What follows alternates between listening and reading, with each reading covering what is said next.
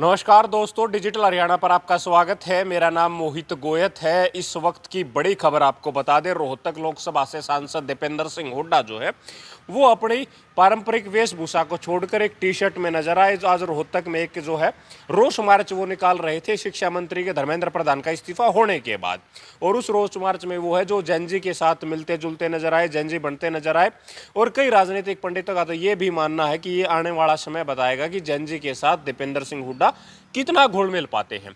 लेकिन सबसे अलग और देखने की चीज़ ये थी कि आज दीपेंद्र हुड्डा ने अपनी जो डिजिटल मीडिया की टीम है, अपनी ब्रांडिंग जो है वो जैनजी के साथ ज़्यादा कनेक्ट होने की जो टीम है वो लगभग दर्जन भर अलग अलग कैमरामैन, ड्रोन से वीडियो फुटेज और अलग अलग एंगल से लाइव कवरेज जो है वो दीपेंद्र हुड्डा को दी जा रही थी। और जिस गाड़ी से ये सारा कवरेज दिया जा रहा था उस गाड़ी के चारों तरफ जो है वो बाउंसर तैनात थे। वहाँ मीडिया कर्मियों को जाने की अनुमति नहीं थी। वो दीपेंद्र की पर्सनल पीआर टीम थी जो उनको अलग अलग तरीके से ब्रांडिंग देने का जो है वो काम कर रही थी। उसके बाद ये रोष मार्च जो है वो कांग्रेस भवन से लेकर और भगत सिंह की प्रतिमा लगी है भिवानी स्टैंड पर, वहाँ तक जो है वो गया और शहीद आजम भगत सिंह को उन्होंने पुष्प अर्पित किया। उसके बाद मीडिया से बातचीत में क्या कुछ कहा वो सुनिए आप। आपने देखा बड़ा भारी रोष प्रदर्शन जिसके अंदर हजारों की संख्या में लोग आए।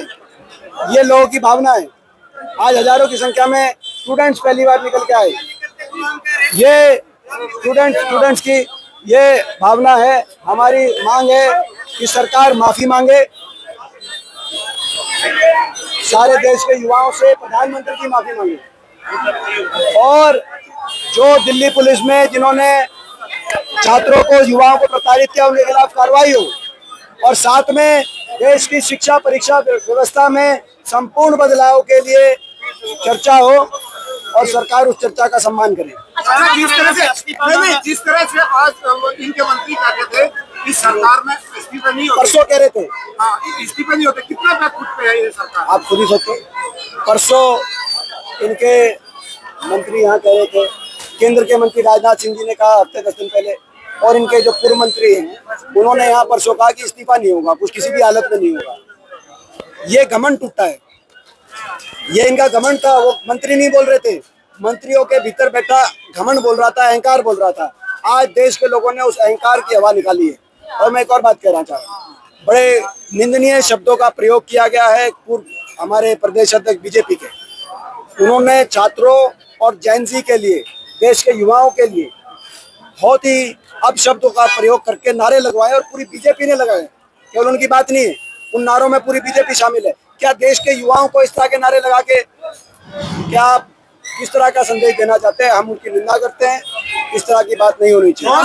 बहुत सामने आ रहे हैं। देखिए, ये आप खुद सोचो, जिस सरकार, जनता के डर से जिस सरकार ने अपने मंत्री का इस्तीफा लेना पड़ा, 2 दिन तक पहले कह रहे थे कि कुछ नहीं इस्तीफा दिलाएंगे, तो उस सरकार के और उस पार्टी के बयानों के बारे में हम क्या जवाब दें? आज देश के सामने बीजेपी एक्सपोज होगी।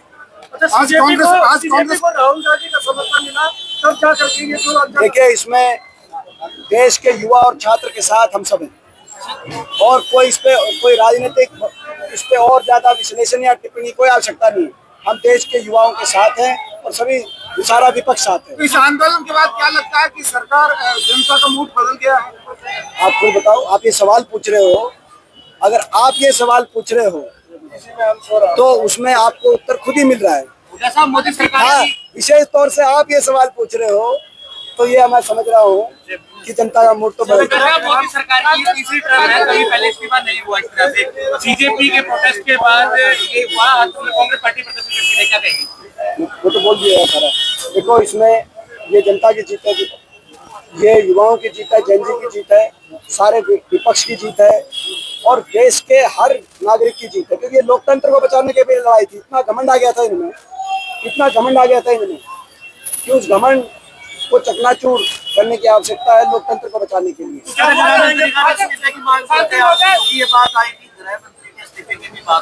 जिम्मेदारी किसकी बनती है? दिल्ली पुलिस ने जो कार्रवाई करी, अगर ये जिम्मेदारी शिक्षा मंत्री की है तो हम उसके इस्तीफे से संतुष्ट है। लेकिन अगर ये जिम्मेदारी किसी और मंत्री की है और गृह मंत्री की वो जिम्मेदारी है तो गृह मंत्री को भी अपनी जवाबदेही से पीछे नहीं हट सकते जाएंगे। अच्छा साहब, वहाँ के जंतर मंतर पर एक बात चल रही थी, अनपढ़ और पढ़े लिखे के बीच में लोग अब राहुल गांधी को चाहते हैं। बहुत सी बातें आ रही हैं मैं कोई इसमें जो है क्या चल रहा था, जैन जी ने एक निराले तरीके से देश में इस सरकार को झंझोड़ के रख दिया था, इनके सिंहासन को झंझोड़ के रख दिया था। निराले तरीके से उन्होंने एक प्रोटेस्ट किया और इस सरकार की सच्चाई आईना इनको दिखाया, आईना आईना। और मैं बधाई देता हूँ देश की जनता को, देश के युवाओं को। हमें बहुत हौसला मिला है कि हम विपक्ष में लड़ाई लड़ रहे थे। अब मंडे को जब हम जाएंगे संसद में तो मैं आपको न्योता देता हूँ, दिल्ली के पत्रकार आए, रोहतक के पत्रकार आए, आप लोग को मेरा निमंत्रण है, ताकि जब हम सोमवार को संसद में जाएंगे तो आप देखो कि जिनके पास सत्ता है उनके मुंह उतरे होंगे और जो लड़ रहे हैं उनका हौसला बढ़ा होगा। बहुत दिनों बाद खुशी का मिला। एक लास्ट सवाल है, बीजेपी के नेताओं ने कहा है कि अभी 1 विकेट गिरी है और गिरनी बाकी है, क्या आपको लगता है कि देखिए, मैं बताया इसमें मैंने जैसे कहा कि अभी तो ये अंगड़ाई है, आगे और लड़ाई है। सब इनकी सरकार का सब जान चुके हैं। इस सरकार में असली व्यवस्था किसके पास है, किसके हाथ से सब कुछ कंट्रोल हो रहा है, वो सब जान चुके, पूरा देश जान चुका, आप भी जान चुके। तो लड़ाई तो जो ये व्यवस्था इस सरकार में है उसके खिलाफ लड़ाई लड़ रहे हैं नौजवान, और इसीलिए अभी तो ये आधी जीत है, पहला पड़ाव है। अभी तो अंगड़ाई है, आगे और लड़ाई है।